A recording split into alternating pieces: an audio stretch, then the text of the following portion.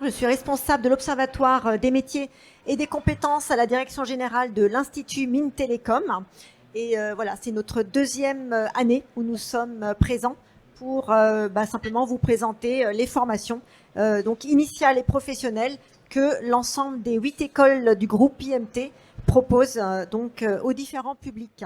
Alors aujourd'hui, il sera question de reconquête industrielle, puisque comme vous le savez, avec la crise la crise Covid, eh bien, la réindustrialisation est devenue le mot d'ordre pour toute notre industrie, puisque c'est là que nous nous sommes aperçus qu'effectivement nous avions des défaillances en termes de souveraineté sur des produits stratégiques.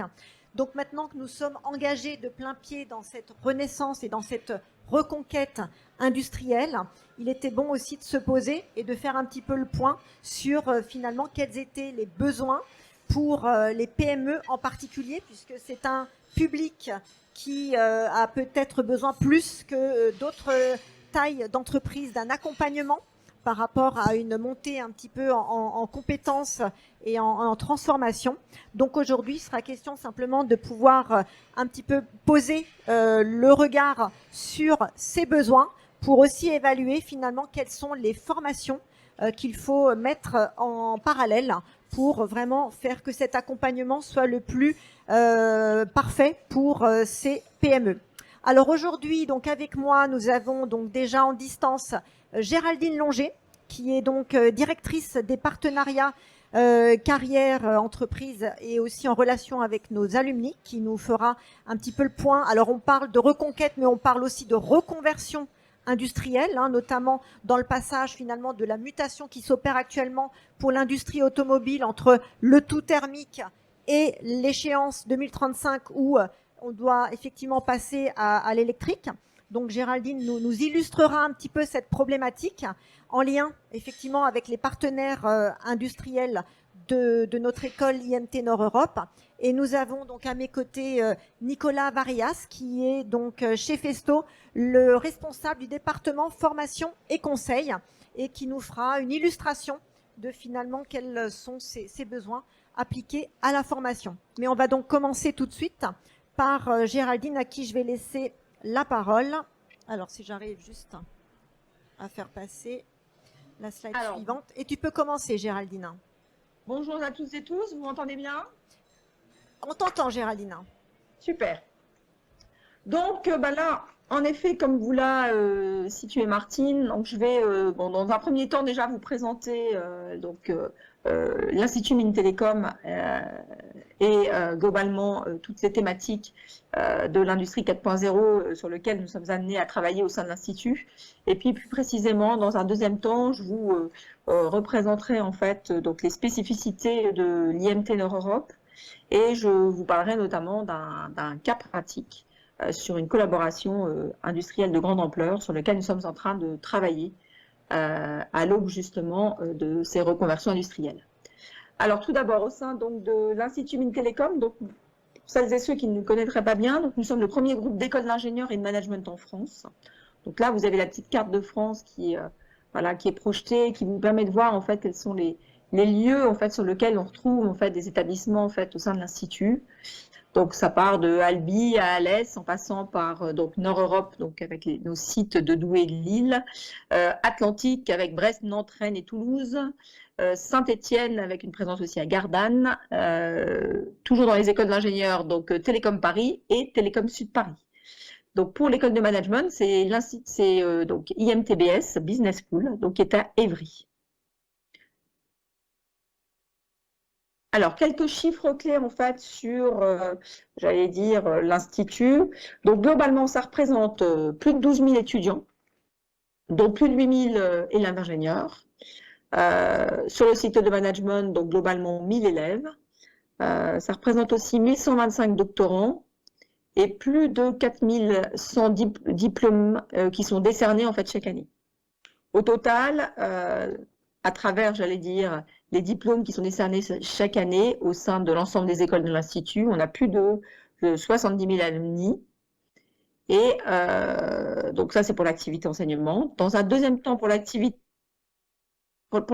recherche et innovation, on a plus de 1 000 chercheurs qui évoluent en fait au sein de l'Institut et de personnel technique. On fait plus de 100 millions en fait, de ressources propres à travers notre activité de recherche et d'innovation. Plus de 55 dépôts de brevets en fait, qui sont réalisés chaque année et plus de 2000 publications de rang A par an. Donc, ce qui est un chiffre considérable sur cette activité-là en matière de développement de la recherche et de l'innovation. Et à côté de ça, en parallèle, on développe pas mal de recherches partenariales, donc sur un certain nombre de thématiques que je vais vous présenter là tout de suite. Alors, thématiques qui se coordonnent au sein de 5 transitions majeures et donc développées au sein de 12 axes stratégiques que vous voyez là affichés. Donc, que ce soit à travers la transformation numérique, la transformation en fait, de la santé, la transformation économique et sociétale, la transformation industrielle et la transformation via la transition énergétique, écologique et urbaine.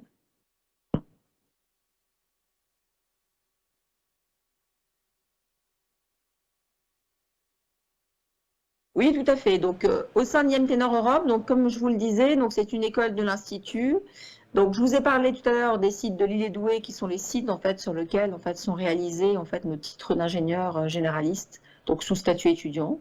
Et vous voyez aussi apparaître 4 autres petites pastilles en bleu foncé qui représentent les sites sur lesquels nous avons en fait, nos diplômes d'ingénieurs de spécialité, donc ce qu'on appelle les formations en fait, par apprentissage, d'ingénieurs par apprentissage.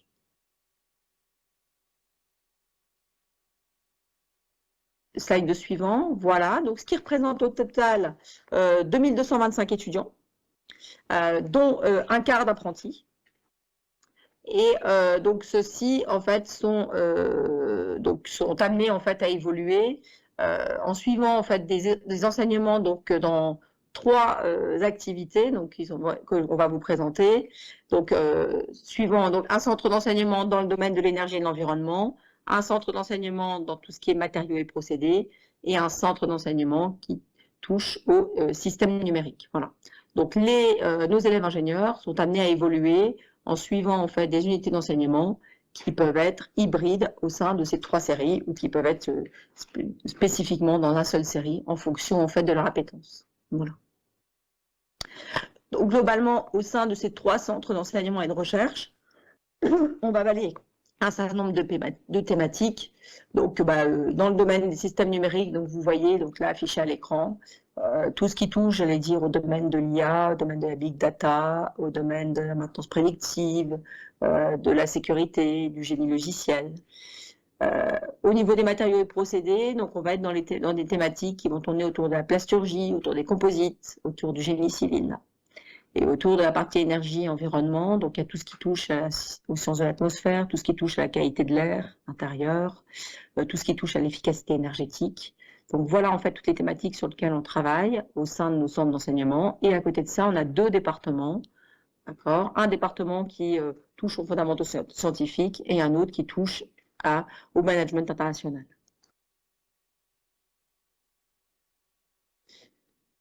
Quant à notre centre de recherche, donc c'est un centre de recherche donc, qui, j'allais dire, s'étale sur 20 000 m² en fait, de laboratoire, dans lequel évoluent 128 enseignants-chercheurs, 95 doctorants et post-docs. C'est plus de 8 millions d'activités contractuelles.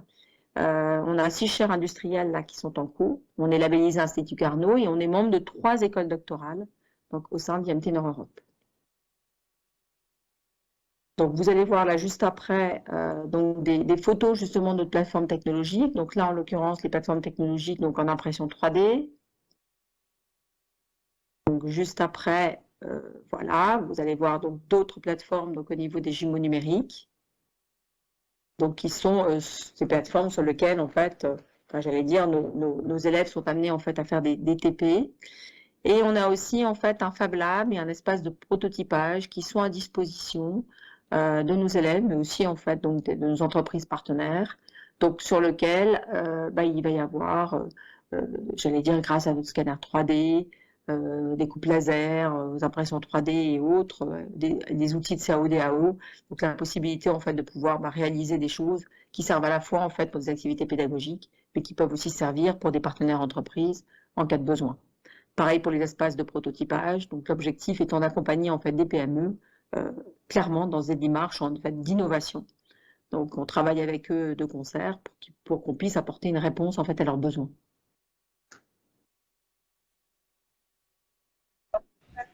micro peut-être, oui, merci. Alors tu vas peut-être nous illustrer un petit peu cette démarche de collaboration pour justement être dans ce mouvement de renaissance et de reconversion industrielle.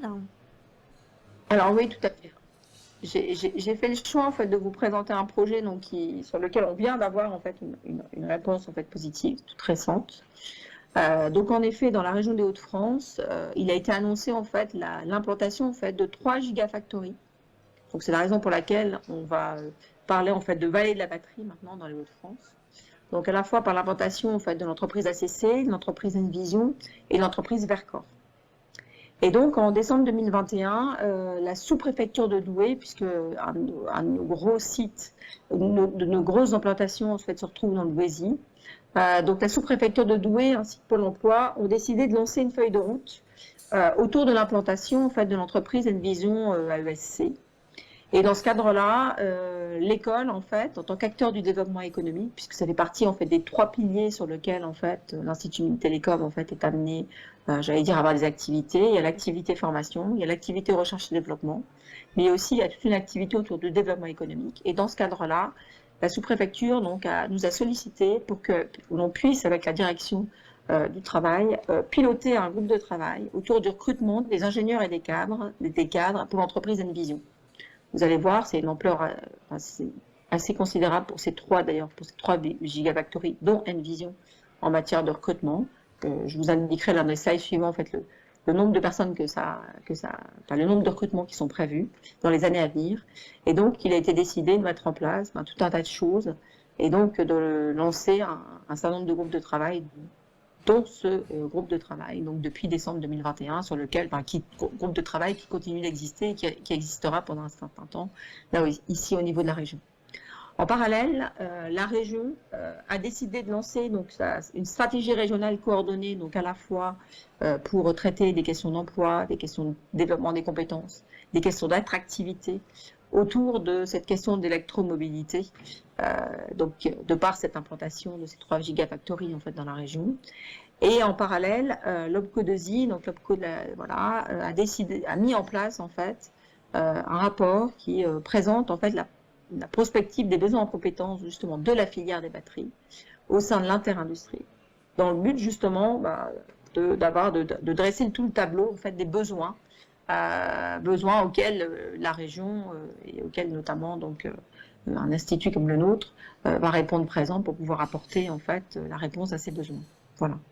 Et donc on a décidé de tous nous unir donc pour pouvoir répondre aux besoins de recrutement en fait de ces 3 gigafactories. Donc vous avez quelques chiffres là ici à l'écran. Pour 2023, pour ACC ça représente 500 emplois. Pour AESC Envision, rien que 1200, et pour Vercor, là aussi 1200. Donc une entreprise située sur Dunkerque, l'autre étant située près de Béthune, et la 3e près de Douai. Les 3 étant dans les Hauts-de-France. Mais vous voyez un petit peu le nombre d'emplois que ça va représenter à horizon 2030. Donc forcément, par rapport à tout cela, ça demande un gros travail de préparation pour pouvoir répondre présent auprès de ces entreprises.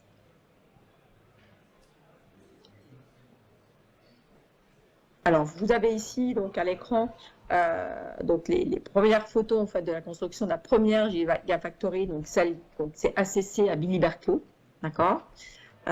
Donc, forcément, des chantiers gigantesques à devoir avec des constructions donc, à réaliser dans des temps records,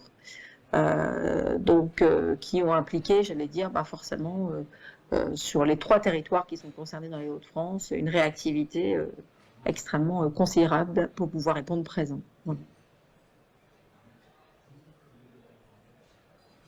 Donc le projet auquel elle aboutit, donc on l'a intitulé en fait Electromob. Donc si vous voyez apparaître le nom Electromob, vous saurez de quoi il en retourne. Donc c'est un projet en fait donc qui à la demande de la région a été porté en fait par l'ARIA, qui est le pôle d'excellence de l'industrie automobile donc en fait dans les Hauts-de-France. Et donc en relation, donc l'ARIA est le pilote en fait du projet et le porteur financier, donc c'est le GIP FCIP de Lille, de l'Académie de Lille, qui est le porteur direct en fait de ce projet dont je vais vous parler là maintenant. Alors, forcément, on est parti d'un d'un diagnostic qui était en fait un peu l'état de santé, en fait, tel que je l'ai intitulé, l'état de santé, en fait, l'état des lieux, en fait, de la région des Hauts-de-France, qui fait qu'on est quand même sur, même si le taux de chômage a diminué, on est quand même sur un taux de chômage qui reste plus élevé, en fait, que celui de la moyenne nationale, à 8,7%. Un taux de demandeurs d'emploi, là aussi, avec un niveau inférieur au bac qui est au-delà des 50%. Un jeune sur 5 de 16 à 25 ans qui n'est pas inséré, 48% en fait, de demandeurs d'emploi en fait, de longue durée, c'est-à-dire plus d'un an de chômage, 25% des demandeurs d'emploi inscrits qui ont 50 ans, voire plus, 31% des demandeurs d'emploi donc, qui sont bénéficiaires du RSA. Et donc par rapport à cela, la deuxième région en matière de taux de pauvreté en France métropolitaine, donc si on regarde les chiffres de 2018. Voilà. Donc forcément, fort de ce constat, il y avait j'allais dire un intérêt tout particulier de pouvoir voir ces créations d'emplois s'installer dans les Hauts-de-France, avec toujours, donc si on regarde les intentions d'embauche dans les entreprises automobiles, donc pour l'année 2022, plus de 70 000 intentions d'embauche qui étaient envisagées, et notamment dans le top 3 des régions, on retrouve l'Île-de-France, on retrouve Auvergne, la région Auvergne-Rhône-Alpes, mais on retrouve aussi les Hauts-de-France. Voilà. Avec donc des intentions qui sont en hausse par rapport aux autres années. Donc, fort de ce constat, la région et l'ensemble des partenaires qui se sont associés en fait au projet ont décidé en fait de profiter donc de l'appel à manifestation d'intérêt sur les compétences et les métiers d'avenir du plan de relance, donc pour pouvoir répondre présent et répondre en fait ainsi aux besoins en fait de ces 3 gigafactories. Donc ceci en complémentarité avec d'autres réponses qui ont été portées notamment sur d'autres régions. Donc je parle notamment par exemple de Grenoble qui avait répondu en fait donc à cette AMI, ce qu'on appelle l'AMI-CMA dans le domaine de l'électrochimie donc au mois de février. Prochainement, la Nouvelle-Aquitaine qui devrait répondre sur la partie système, donc là avec un dossier qui devrait être déposé à la fin novembre. Et donc nous, dans le cadre des Hauts-de-France, qui avons porté en fait 2 projets.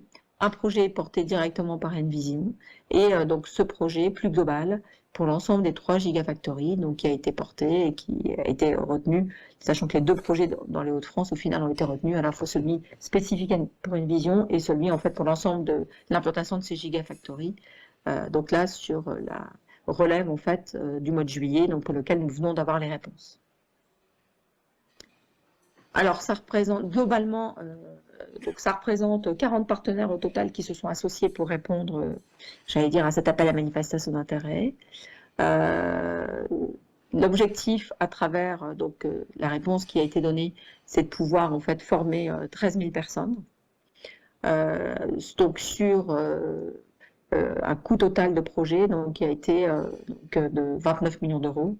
Sur lequel nous avons obtenu 14 millions en fait de subventions, et avec 2 axes de travail que je vais vous développer. D'un côté, la partie attirer des jeunes et des moins jeunes vers le domaine de l'électromobilité, et en même temps donc un autre axe sur la partie sur le volet formation. Formation à la fois en formation initiale et en formation continue, telle que vous pouvez le voir là. Voilà. Et donc pour aboutir à l'excellence industrielle. Donc, qui est l'un des axes sur lequel, notamment au niveau de l'école, au niveau de l'Institut, donc Mines Télécom, donc au niveau de d'IMT Nord-Europe, nous avons décidé en fait de nous investir et de répondre présent. Pour la partie attractivité, l'objectif, c'est à la fois de viser des actions d'attractivité qui vont toucher des jeunes, qui vont toucher des étudiants, mais qui vont aussi toucher des personnes en reconversion, des demandeurs d'emploi, mais des personnes aussi qui sont en poste aujourd'hui, qui travaillent peut-être plus sur des processus au niveau des moteurs thermiques, mais qui demain doivent se préparer à pouvoir répondre présent sur toute la partie moteur électrique. Donc voilà, donc toute cette partie reconversion en fait de ces salariés fait partie en fait aussi du projet. Et donc, c'est la raison pour laquelle on retrouve, en fait, dans le cadre de ces 40 partenaires, donc des partenaires industriels, donc les fabricants de batteries, les constructeurs automobiles. On retrouve des partenaires académiques. Dans les partenaires académiques, il y a du monde de l'éducation nationale, il y a des personnes aussi de l'enseignement supérieur et de la recherche, donc que ce soit à travers les universités, que ce soit à travers les écoles. Et on retrouve aussi des partenaires économiques associés, donc des pôles d'excellence, des pôles de compétitivité, des branches professionnelles, donc du IMM notamment, des acteurs du service public et de l'emploi, pour pouvoir répondre, j'allais dire, aux besoins de nouvelles compétences. Et dans ce cadre-là, l'ARIA est là en tant qu'élément pilote pour fédérer ce réseau d'acteurs qui gravitent autour de la filière industrielle automobile et de ses sous-traitants pour pouvoir répondre présent. Donc voilà en quelques mots ce que je souhaitais vous présenter. Sachant que après, dans un deuxième temps, je pourrai répondre à vos questions. Merci beaucoup Géraldine. Et comme vous le voyez, en fait, chacune de nos écoles est en synergie complète avec son écosystème, puisque vous voyez que voilà, le secteur et le monde académique parlent aussi au monde économique.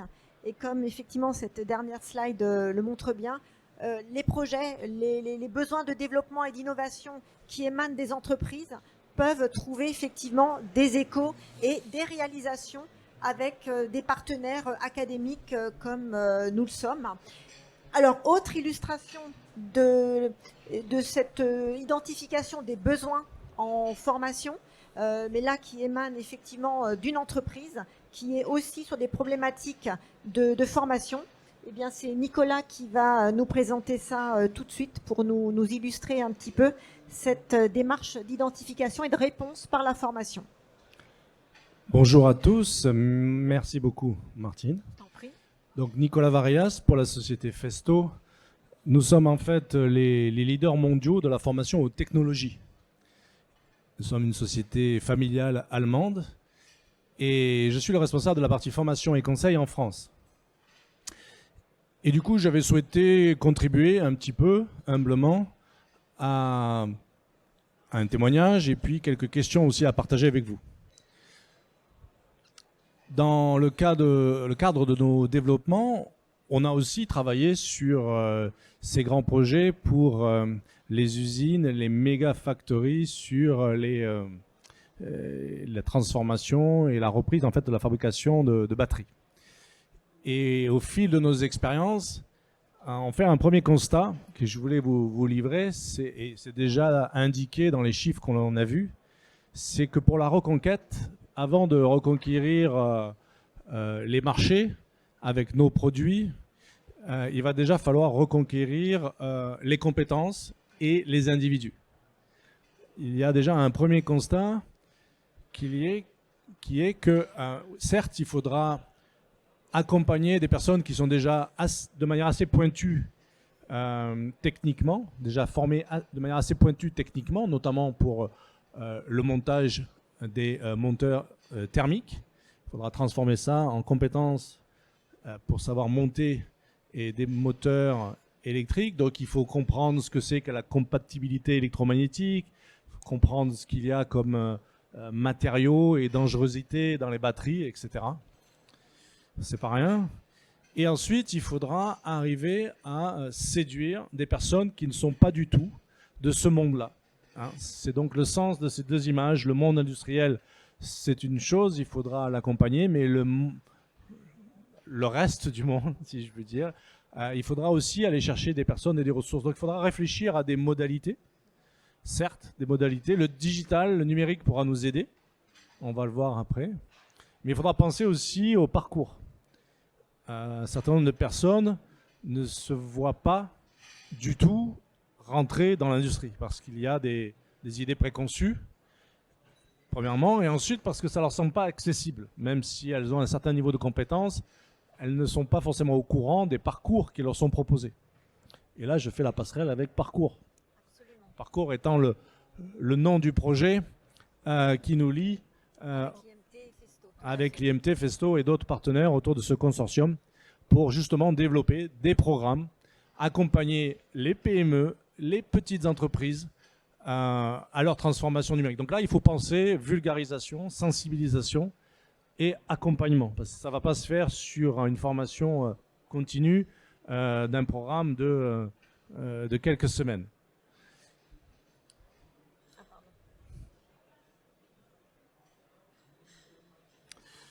Oui, par dose homéopathique. Il faudra réfléchir de cette façon-là. C'était un petit clin d'œil sur la nécessité de travailler sur la granularité. Alors, vous allez entendre quelques termes qui sont liés un petit peu à l'ingénierie pédagogique, mais je pense que cette idée de homéopathie, elle parle à tout le monde, et c'est bien ça l'enjeu qu'il va nous falloir relever, que ce soit avec du numérique ou avec autre chose d'ailleurs. Hein. Donc, par exemple, dans notre usine qui vaut comme vitrine de l'industrie 4.0 en Allemagne, l'usine de Scharnhausen, à côté de Stuttgart, oui. Régulièrement, il y a des petits groupes qui sont formés pendant leur temps de travail, bien sûr, et à l'intérieur de l'usine même, il y a une usine-école où des petits groupes font des petits TPE et par petites doses progressent sur la compréhension de ce que ça veut dire consommer d'énergie, ce que ça veut dire piloter un équipement assez complexe, la continuité numérique d'un capteur jusqu'à une interface, un écran, comment ça se passe, etc., etc.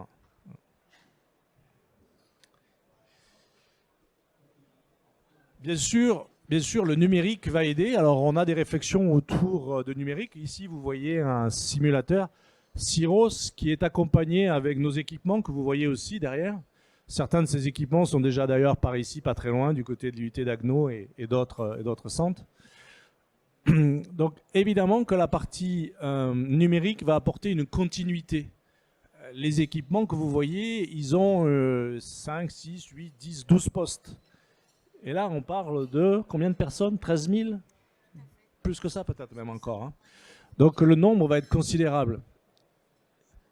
Donc il faut imaginer une certaine continuité dans la formation entre des séances présentielles, des séances qui peuvent être à distance ou surtout ici dans une approche un petit peu virtuelle, réalité augmentée, réalité virtuelle. Vous avez des entreprises sur le salon qui ont déjà embrayé sur le créneau. Donc là, on parle des modalités. Hein.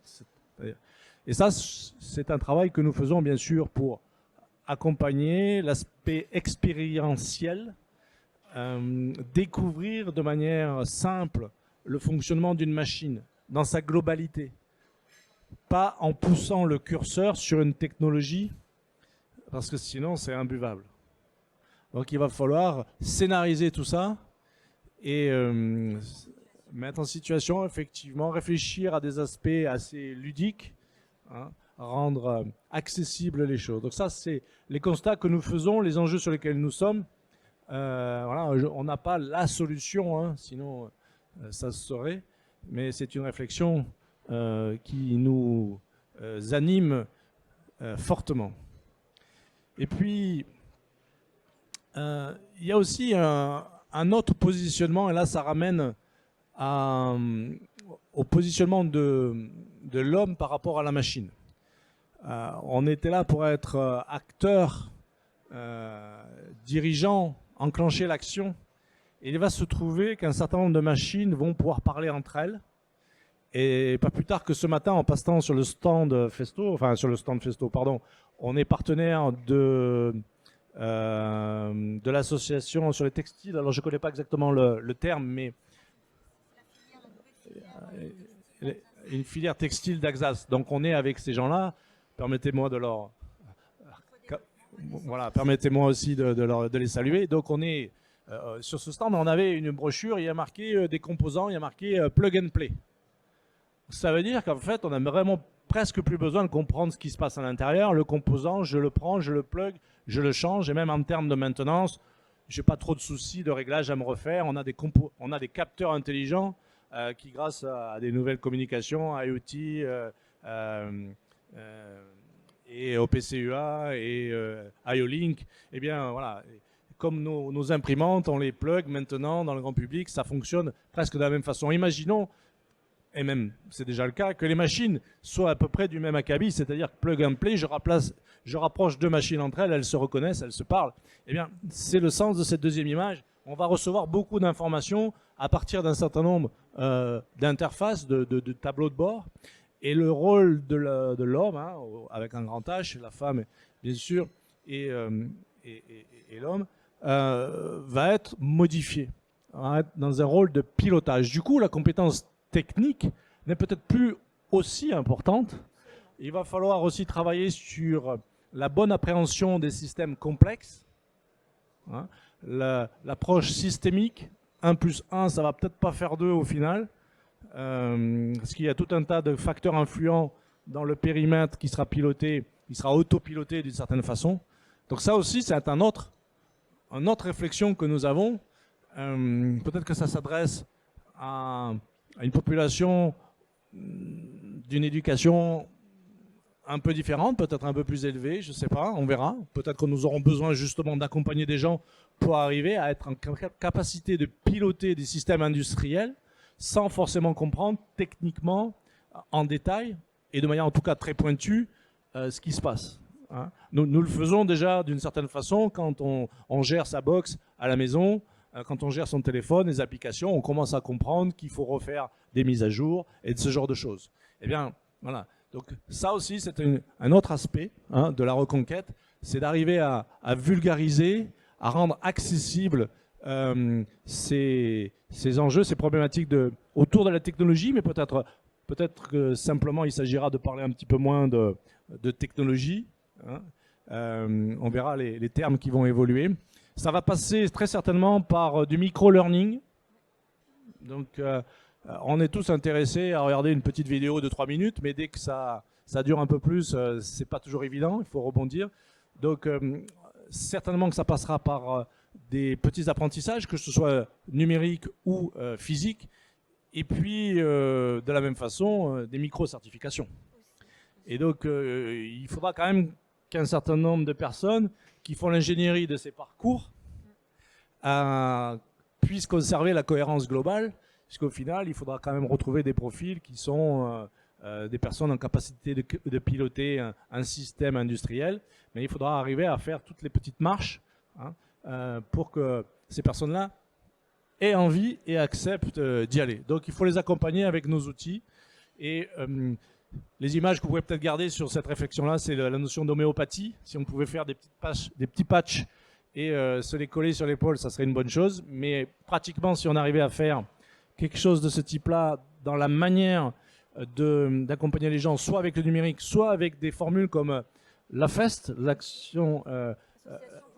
alors c'est l'action en formation, action de formation en situation de travail. Et ça, ce sont des modalités pédagogiques qui sont en fait de plus en plus reconnues et sponsorisées. Ouais. Ce qui veut dire qu'une personne qui travaille, son encadrant, leur salaire, le temps qu'ils prennent à se préparer, tout en travaillant, ça peut être aussi considéré, et ça c'est considéré comme un temps de formation. Et ça, c'est une bonne chose. On est en train de regarder plus précisément comment ça peut aider à accompagner les entreprises dans cette transformation numérique. Voilà, c'était mon petit témoignage au cours de cette masterclass. Merci. Merci Nicolas. Et d'ailleurs, je rebondis un petit peu sur ta dernière réflexion parce que du coup, les évolutions dans les modalités d'apprentissage que tu nous as indiquées, ça montre aussi que finalement, dans les grands enjeux des tensions actuelles que nous rencontrons sur le recrutement, eh bien, ça ouvre quand même beaucoup plus la porte à tout un public qui n'est pas forcément déjà sensibilisé à l'industrie, et en l'espèce des adultes en situation de reconversion professionnelle, qui sont de plus en plus nombreux actuellement, et qui pourraient être beaucoup plus facilement orientés, dirigés vers l'industrie, grâce effectivement à ces nouvelles modalités d'apprentissage qui leur ouvriraient plus facilement les portes, quand on sait que la problématique actuelle de bon nombre d'entreprises, c'est de pouvoir trouver les talents et en tout cas les compétences nécessaires pour rentrer dans leurs entreprises. Voilà, ben je remercie Géraldine et Nicolas. Le temps Merci. Des questions est arrivé. Si vous avez, et dans le public, alors à distance, je ne sais pas, je n'ai pas de visibilité sur les personnes qui sont connectées à distance et si elles ont des questions à nous poser. Mais si vous en avez là dans la salle, n'hésitez pas. Géraldine est à distance, mais elle entend et elle peut y répondre. Est-ce qu'il y a des questions? Vous aviez une question, monsieur, peut-être? Ah, d'accord. Ok, très bien. Vous n'avez pas de questions? Est-ce qu'à distance, Vous n'avez pas non plus? Très bien. Alors moi, je voulais, oui, peut-être Nicolas, tu voulais rebondir sur quelque chose? Rebondir, non, je ne veux pas redévelopper, je veux simplement dire s'il y a des questions, en particulier pour ceux qui sont à distance, on ne sait pas, peut-être rappeler les coordonnées, auprès de qui ils peuvent s'adresser pour poser ces questions. Alors tout à fait, sinon au pire, vous avez de toute manière sur le site du salon nos coordonnées à chacun. Donc n'hésitez pas à nous solliciter directement sur nos adresses mail qui ont été communiquées. Et moi, je voulais juste aussi, en guise de conclusion, simplement dire que comme Géraldine l'a montré, hein, avec l'exemple d'une de nos 8 écoles, donc IMT Nord Europe, que chacune de nos écoles est en complète synergie avec son écosystème. Et quand on est une PME, il ne faut pas hésiter effectivement à contacter les personnes de nos écoles pour réfléchir effectivement à quelles peuvent être les stratégies d'accompagnement, puisque chacune de nos écoles a plusieurs ressources et plusieurs dispositifs, vous l'avez vu avec les plateformes technologiques, avec des Fab Labs aussi qui sont mis à disposition, nos enseignants-chercheurs, pour pouvoir collaborer main dans la main avec des PME et trouver vraiment les ressources, le timing nécessaire pour pouvoir développer et innover, puisqu'on sait aussi qu'aujourd'hui, ce qui fait la force des PME, c'est leur capacité à pouvoir innover pour pouvoir se développer et passer à l'échelle pour pouvoir se développer. Voilà, donc nous restons tout le réseau IMT, Festo, notamment un de nos partenaires sur le projet Parcours, voilà, qui a vocation à développer de la formation professionnelle innovante à destination des PME. Nous restons à votre disposition pour pouvoir trouver des solutions avec vous à vos besoins. Voilà, écoutez, je vous remercie beaucoup pour votre attention. Et puis, écoutez, je vous invite simplement à nous rejoindre demain, puisque demain, nous avons une nouvelle masterclass sur une problématique plus, on va dire, spécifique, qui est celle de la gestion et du pilotage de la chaîne de production avec Bosch, avec Festo et avec un autre partenaire académique qui est l'IUT d'Haguenau, qui teste un démonstrateur de Bosch en situation. Et leur retour d'expérience, je pense, pourrait être aussi riche d'enseignements pour ceux qui cherchent des réponses. Voilà, je vous remercie en tout cas pour votre attention et je vous donne rendez-vous à demain. Merci beaucoup. Au revoir, merci. Au revoir.